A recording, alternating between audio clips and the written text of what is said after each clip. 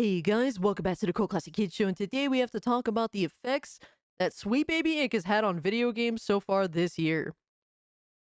And once you see, I think it's fair to say, gamers don't want Sweet Baby Inc. involved in their games. A lot of companies have been hiring Sweet Baby Inc. And mind you, a lot of this was done prior to us even knowing or truly understanding Sweet Baby Inc. and their buffoonery, really. And now that we know, gamers seem to have taken a stand. And for me personally, all these games that involve Sweet Baby Inc. that I've known of since I've known Sweet Baby Inc. and what it is they do, I haven't bought any of them. And it seems as though a lot of other gamers have also chosen not to buy any of them. And you know what? And I've never browbeaten any of my viewers. If you be on live stream, if you be watching my videos, I've never browbeaten any of you guys into whether or not to buy Sweet Baby Inc. games or not. I remember, just this past Thursday night live stream, someone saying, "Oh yeah, I was trying this game by Sweet Baby Inc." And I'm like, "Hey man, you do you. I personally not gonna support it because that's a game that has Sweet Baby Inc. involvement. But hey, man, I hope you enjoy it. And I've done this more than once because I'm not here to browbeat my audience. You choose to do whatever you want to do. That's not my place to tell you what to do. I don't get involved in that, very because I don't like people to tell me what to do. I'm gonna do whatever I want to do. And if you have a problem with that, well, go fuck yourself. It's really that simple. But to get into it, Sweet Baby Inc. is a company that basically injects their political ideology into their video games under the guise of, well, if you don't want to be racist, sexist, or homophobic, let us make sure that your game is, good to go. And they make changes to these games, and they're so noticeable, I guess you could say, that it really does make these games terrible. The first video game in which made it very blatantly clear to me when I played it was Marvel's Spider-Man 2. It was a game I was highly anticipating. I loved the first game, and the story and the way the characters were acting just felt so off, so terrible. It didn't come off natural.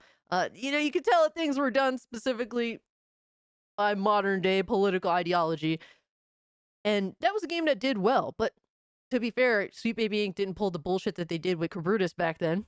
It didn't happen until after Spider-Man 2's release, but let's take a gander at how these Sweet Baby Inc. games are doing now. So first off, we're on Steam DB. Okay, so Steam is the only one that's numbers are out there, but I reckon that on Xbox and PlayStation isn't much different. But first off, we have Suicide Squad, and this is a game that's been dead on arrival. Right now, there's under 300 people in game, and mind you, I'm recording this on a Saturday afternoon, so you'd think, hey, these would be peak numbers, right? No, no, Suicide Squad sucks. It was just given away as a Prime gift, and I've said publicly that it isn't even worth the bandwidth. I have Amazon Prime. I won't touch it with a 10-foot pole. And this is all the more reason this month with Prime Day just having passed. I'm sure more people had Amazon Prime this month than ever, pretty much, at least for this entire year, in comparison to this entire year. And so there's plenty of people that have the opportunity to snag Suicide Squad for free and give it a try. And guess what? It doesn't seem like many have. And that's just the first. Now we have Tales of Kenzera Zao, which to me didn't look like a bad game at all by any means. Right now, there's 9 people in game. 9. uh, and this game came out in April. And the shame is, it doesn't look like a bad game. It didn't even need SBI involvement. It was a game made by, people that actually understand the culture that the game is based on in the first place. So why was Sweet Baby Inc. involvement even needed in the first place is the main question. But yes, Sweet Baby Inc.'s involvement has led to this game being dead on arrival, even despite the people who virtue signal saying, yeah, I'm going to buy 10 copies. And guess what? None of them are playing it. So there's that. And here's the latest release that has Sweet Baby Inc. involvement that we know of, and that is Flintlock. And this game literally just came out 2 days ago. 2 whole days ago. And guess what? There's 500 people in game right now. Sweet Baby Inc. is cancer to gaming. I don't know if people are going to realize it, whether you believe in their ideology or not.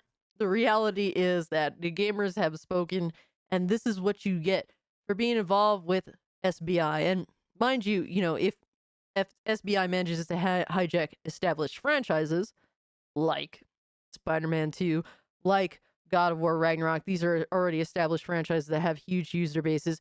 Yeah, their games are still likely going to succeed, but I mean, even so, the discourse surrounding those types of games tend to be very mixed as opposed to their previous games that didn't have Sweet Baby Inc. involvement. And that's what you get to. You have people that are their interest is waning on these games, even established franchises, even though those established franchises may succeed, but people are still feeling the effects of Sweet Baby Inc. and their bullshit. And the shame with Flintlock, particularly, is that the game actually looks kind of fun. It's only like what, $30 give or take on Steam. It is a Souls-like, but it's like beginner friendly.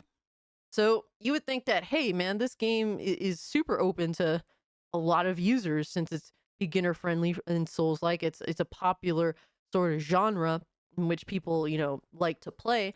So this is one that's like, hey, if you find those sorts of games to be rather difficult, try Flintlock. It actually, is beginner friendly for that type of gameplay. And the game is only $40 and currently 10% off on Steam, being at the $36 price range now that I'm looking at it. And guess what?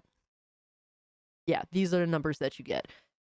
When are we going to accept that gamers just don't want Sweet Baby Inc. in our games?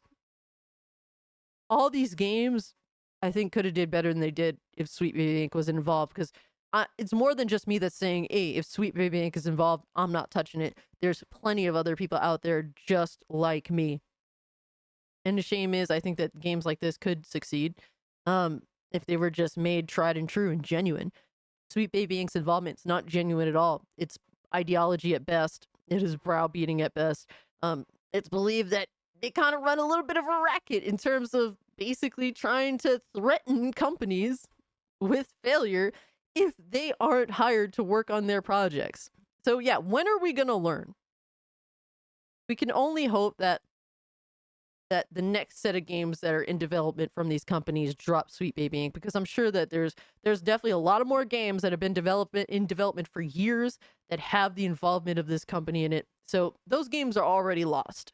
But what are their next projects? And is Sweet Baby Inc. going to be involved in them? That's the question. And really, at the end of the day, if you want your game to succeed, I think you know what the answer should be. Get them the fuck out of there. But guys, let me know what you think about this in the comment section down below. If you can, like the video, share the video, subscribe to the channel. Follow me over on Twitter or Twitch if you'd like to continue the conversation. If you're into film, check out my movie channel. And if you search it, it's in the description below. It's The Movie Cage. Or if you want to search it in a YouTube search, it's put the @ symbol, The Movie Cage. Definitely great discussion. Already got over 100 subs on there, so that's a nice start. Thank you guys so much. And with all being said, I'm out. Peace.